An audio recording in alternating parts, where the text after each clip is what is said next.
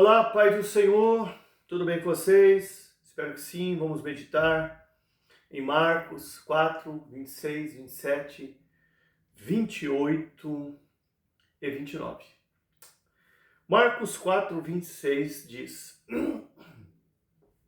O reino de Deus é assim, como se um homem lançasse semente à terra. Quem é este homem que lança semente à terra? É alguém que planta com objetivo. É alguém que planta com alvo. É alguém que planta com propósito. É alguém que planta com a visão correta da vida, porque ele sabia o que ele queria colher nessa vida. Preste atenção que este homem que lança a semente à terra, ele tem uma ação intencional. Ele escolhe bem o terreno. Ele escolhe o campo. Ele não sai lançando sementes em vários campos. Ele não sai lançando sementes em vários terrenos. Ele não sai espalhando sementes de uma forma desorganizada. E por quê? Porque ele sabia que ele precisava ter uma colheita boa. Ele não queria colher coisas ruins. Ele queria colher coisas boas.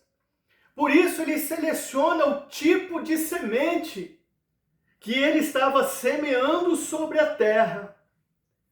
Vamos conjecturar? Será que este homem que lança semente à terra, ele sabia o que estava escrito lá em Oséias 8:7? O que semeia vento, colhe tempestade. Vamos conjecturar? Será que este homem que lança a semente à terra, ele fez uma viagem no tempo e contemplou esta frase de efeito que nós pronunciamos muito hoje? Olha, a semeadura é opcional, mas a colheita é obrigatória. Parece que esse homem que lançou a semente na terra estava esperto. Ele seleciona bem o que ele está semeando. Porque ele sabe que se ele não semear certo, ele vai colher tormenta. Ele vai colher vendaval para a vida dele. E eu acho que esta frase de efeito que nós liberamos hoje para as pessoas se cumpriu muito bem na vida dos irmãos de José. Porque eles, por terem ódio de José, raiva, inveja, amargura, eles semearam José dentro de um poço, dentro de uma cisterna. Só que eles foram fazer a colheita 13 anos mais tarde, lá no Egito, porque a fome veio sobre a terra. Os seus estômagos começaram a roer. E eles foram lá no Egito atrás de trigo. E quem foi que deu trigo para eles abastecerem os seus estômagos? José. Aqueles que eles semearam dentro de um poço, como uma semente, agora dá comida para eles. Ou seja, eles têm que comer na mão daquele que eles um dia rejeitaram, humilharam. Então, cuidado com as suas semeaduras. Você se lembra de Amã? Amã semeou ódio no coração dele por um Mardoqueu. O que ele colheu? Uma forca no pescoço. Você se lembra de Judas? Semeou traição sobre a vida de Jesus, o nosso Salvador. O que ele colheu? Uma forca também. Você se lembra do filho pródigo? Ele semeou precipitação na sua vida, saindo da sua casa em um tempo oportuno. O que ele colheu? Um chiqueiro cheio de porcos. Você se lembra de Elimeleque, o esposo de Noemi? Ele semeou precipitação na sua vida também, saindo de Belém, casa de pão, só porque havia uma crise na terra. O que ele colheu? Morte. E ele não colheu morte só para a sua vida, não. Ele colheu morte para a vida dos seus filhos, Malion e Quilion. Isso nos ensina que quando nós semeamos precipitação em nossas vidas, nós colhemos morte espiritual não só para nós, mas sim também para aqueles que estão ao nosso redor e derredor. Ou seja, nós semeamos morte na vida daqueles os quais nós amamos. Agora vamos falar de alguém que semeou coisa boa e colheu coisa boa e está colhendo coisa boa até hoje, Jesus. Jesus veio da glória, do céu para essa terra. Semeou uma semente chamada Reino de Deus. E depois de 2025 anos, ele está lá na glória, todo dia, só ceifando almas. Porque aqueles que partem dessa terra, tendo aceitado a Jesus Cristo, tendo seus nomes escritos no livro da vida, eles são ceifados para o paraíso. Então, que nós venhamos escolher bem a semente que nós lançamos na vida das pessoas, porque um dia a conta chega. Um dia chega a hora da colheita. O que mais que nós aprendemos? Marcos 4, 27. E dormisse, e se levantasse de noite e de dia, e a semente brotasse e crescesse, não sabendo ele como. O que nós aprendemos aqui? Os resultados não dependem de nós. Preste atenção que este homem, ele dormiu, acordou, ele foi para a correria do dia a dia, foi para os seus afazeres, ele viveu intensamente a vida, mas ele não viu o processo acontecer. E ele nem percebeu como que o processo aconteceu. Ele simplesmente ficou ali na correria do dia a dia, trabalhando com os seus afazeres, na agitação da vida, fazendo aquilo que realmente era necessário para ele continuar sobrevivendo. Mas ele não viu o processo acontecer. E o que nós aprendemos aqui? Nós somos limitados a tempo, espaço e circunstância. E então nós podemos entender que há limites para a nossa ação, há limites para a ação do homem. O homem ele pode ter até lançado a semente na terra, ele pode ter adubado, ele pode ter aguado, ter todo o cuidado. Porém, ele não conseguiu controlar os processos da germinação. Ou seja, ele não viu a vida brotar. Por isso que está escrito ali em 1 Coríntios 3, 6, eu plantei, Apolo regou, mas Deus deu o crescimento. Ei, é Deus que dá o crescimento ao seu tempo e ao seu momento, na nossa vida, no nosso ministério, na nossa vida espiritual, sentimental, emocional, financeira, em todos os âmbitos.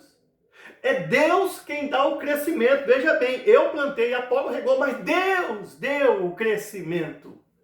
É Deus que acrescenta em nossas vidas. Ou seja, a nossa ansiedade do dia a dia não consegue acelerar o processo divino. As nossas técnicas, o nosso esforço humano, tudo aquilo que nós tentamos fazer para ajudar Deus, não acelera o processo divino. O processo divino continua ali, da mesma forma, sendo trabalhado da mesma forma em nossas vidas. Ele não se adianta, ele não recebe pressão, ele continua a fazer o seu trajeto conforme a vontade de Deus. O reino de Deus ele avança quando nós lançamos a semente e descansamos. Por isso que está escrito em Salmos 46, 10, aquietai-vos e sabeis que eu sou Deus. Preste bem atenção que este homem lança a semente à terra e vai dormir. Ele vai descansar, porque ele sabe que o que ele podia fazer, ele fez. Não tem mais o que ele fazer. Ele precisa ir dormir, esquecer.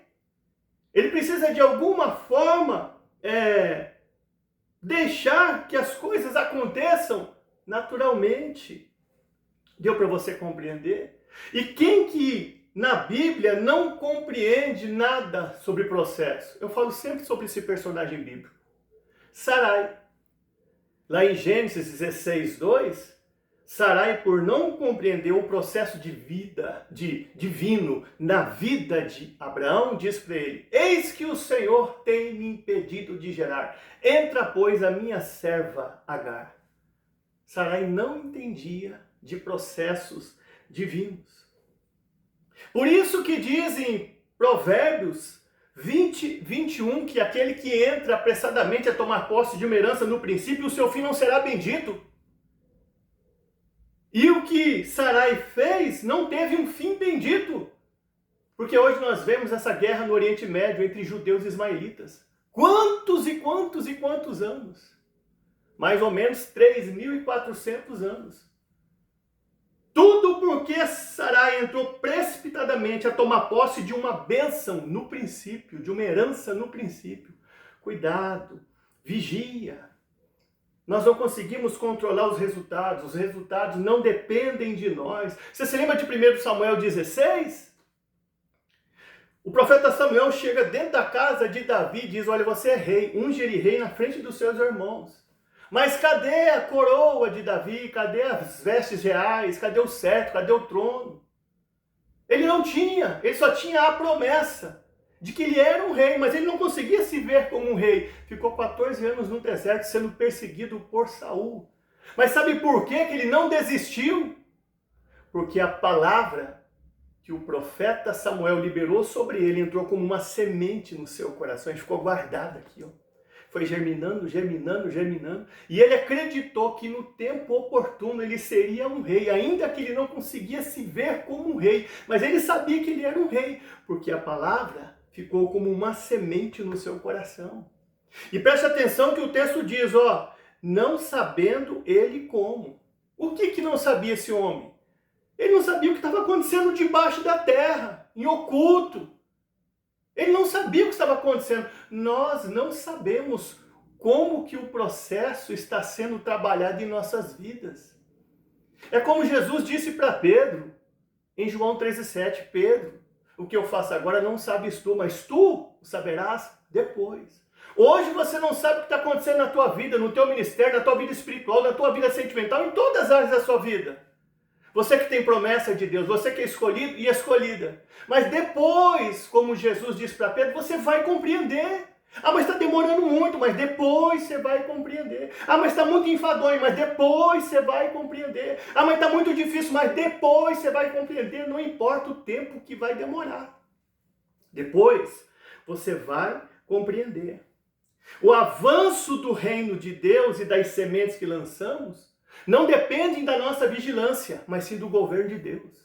Não adianta você tentar ficar vigiando, olhando, prestando atenção, tentando entender como que vai acontecer, como que está acontecendo, como que está sobressaindo. Não. Depende do governo de Deus e não de nós estarmos vigiando esse mundo natural. Porque Deus trabalha em uma outra esfera. O que mais que nós aprendemos? Marcos 4, 28, vou cuidar desse tempo. Porque a terra por si mesma frutifica, primeiro a erva, depois a espiga e por último o grão cheio na espiga. O que nós aprendemos aqui? Processos acontecem independentemente da minha e da sua vontade. Perceba bem as etapas e as pausas do processo. Veja o que o texto diz. Primeiro a erva, depois a espiga. E por último, o que é? O grão cheio na espiga. Resumindo, esse processo tem primeiro, depois e por último. Esse processo tem etapas. E o que me chama a atenção é que o homem que semeou a semente, ele soube respeitar as etapas do processo. Ele não tenta acelerar o processo e nem conseguiria acelerar o processo. Ele só pôde plantar, adubar e aguar. Agora o restante do processo não dependia dele. E ele respeitou as etapas do processo. E não tem como nós pularmos etapas. Os cristãos não podem pular etapas dos seus processos, que estão vivendo aqui na Terra. Eu conheço muitos cristãos que pulam etapas do seu processo. Conheço muitos cristãos que não cumpriram o seu processo, pularam várias etapas, estão crus ainda, estão verdes. E se acham espirituais, se acham maduros. Entendem que eles pularam etapas do processo, mas se acham espirituais e são orgulhosos para reconhecerem isso. Então, nós que servimos a Deus, que estamos sendo disciplinados para um dia herdar os céus, temos que aceitar o processo e não pular as etapas. Deu para você compreender até aqui?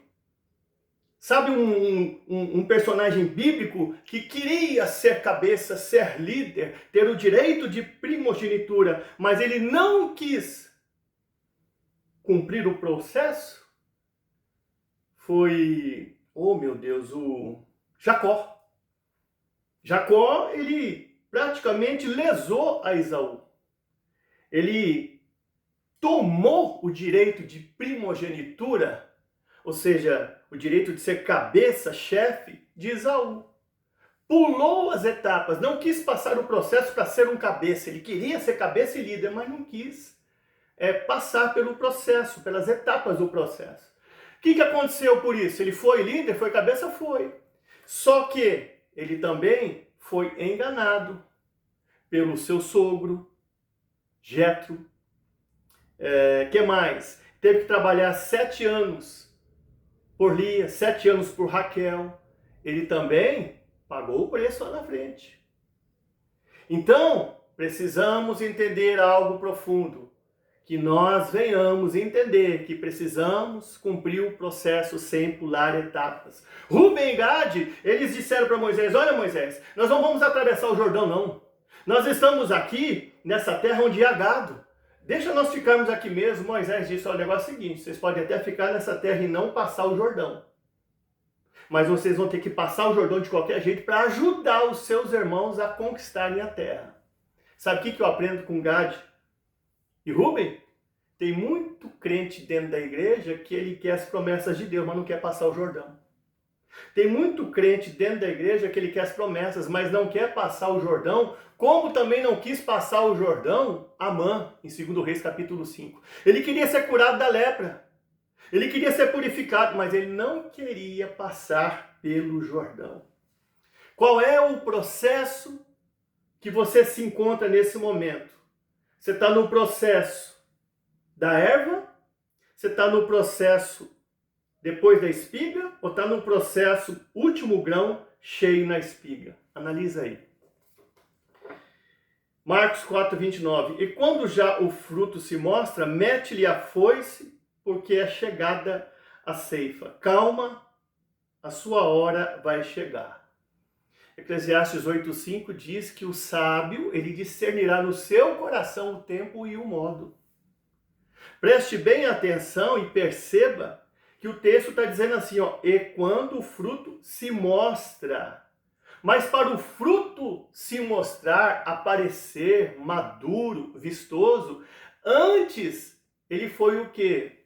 Vamos ler aqui, ó. Antes ele foi erva, depois espiga, por último, grão cheio na espiga. Para depois ele se tornar um fruto maduro, vistoso e encher os olhos das pessoas. E as pessoas quererem consumir ele. O que nós aprendemos com isso? Existem muitos crentes dentro da igreja que eles querem ser inseridos num grande cenário, onde há pessoas renomadas, pessoas que alcançaram um alto nível, um alto patamar, mas eles não querem de forma nenhuma, antes serem o quê? Erva. Não querem ser espiga e não querem ser grão cheio na espiga primeiro. Só querem ser fruto que aparece. A Bíblia relata em Provérbios 22:29. Tens visto um homem diligente na sua obra? Perante reis será posto. Não será posto entre os de baixa sorte. Mas para isso se cumprir tem que passar os processos. Tem que passar os vales. Tem que passar os desertos. Tem que passar os dias maus. Tem que suportar a dor da espera. tem que ser calejado mesmo, tem que ser cristão de verdade, que realmente aceita a olaria de Deus, aceita ser aperfeiçoado, ajustado, exprimido. É isso mesmo. É isso mesmo que Deus requer de cada um de nós. E é isso que Deus está tentando impor em cada um de nós. Deus, em 1 Reis 18, 1, diz para o profeta Elias: vai e apresenta-te a Acabe, porque darei chuva sobre a terra. Presta atenção que Deus fala para o profeta Elias apresentar-se. Em outras versões, mostra-te a Acabe. Mas para Deus dizer para o profeta Elias, mostra-te a Acabe, primeiro, lá no ribeiro de Querite, que significa medição, e em Sarepta, que significa fundição, o profeta Elias ele foi erva. Depois o profeta Elias foi espiga. Depois o profeta Elias foi grão cheio na espiga, para só depois, realmente, ele ser um fruto maduro. Porque o Senhor manda o profeta Elias se apresentar a Acabe, e naquele cenário, porque ele estava maduro espiritualmente. Ele não era verde, ele não era imaturo, ele não era inconstante, ele não ficava querendo se aparecer, ele deixou Deus mostrar ele. Ele deixou Deus fazer com que ele aparecesse em um cenário. Deu para você compreender até aqui? Deus mostrou o profeta Elias naquele grande cenário do Carmelo, sim, do Carmelo. O profeta Elias venceu 450 profetas de Baal, 400 profetas de Acera, sim, no Monte Carmelo. Monte significa triunfo, vitória. Mas antes o profeta Elias, ele esteve em Querite, esteve em Sarepta, foi medido e foi fundido. Ele foi erva, foi espiga, depois grão cheio na espiga, só depois se tornou um fruto, só depois colheu o fruto, para terminar. Mais um personagem bíblico que ele viu o fruto aparecer para ele, Isaac. Em Gênesis 26, Isaac perseverou em cavar poços. O primeiro poço que ele cavou, Sitina, os pastores de Gerar entulharam. O segundo poço que Isaac cavou foi o poço, me esqueci o nome aqui, Ezeque. Os pastores de Gerar entulharam. E só quando ele cavou o terceiro poço, o rebote, que significa o Senhor alargou as nossas fronteiras, foi que os pastores de Gerar deixaram de perseguir ele e ele viu o fruto se mostrar para ele. Mas antes do fruto se mostrar para Isaac, Isaac também foi erva. Isaac também, ele foi grão e também ele foi espiga. Então entenda uma coisa, aceite os processos de Deus para a sua vida. Deixa Deus tratar com você. Deixa Deus terminar esta obra. Se Ele te levou para a olaria, para o vale, para o deserto, seja para onde que for, você está com Ele, Ele com você. Então deixa Deus terminar a obra. Porque no momento certo, Deus vai te exaltar. Deus vai te trazer à tona. Não aceite menos do que o melhor de Deus para a sua vida. Efésios 3:20 relata: ora, aquele que é poderoso para fazer tudo, muito mais abundantemente além daquilo que pedimos e pensamos, segundo o poder que nos opera. Deus está trabalhando, mas tudo a seu tempo, ao seu momento e à sua hora. Deus abençoe a todos.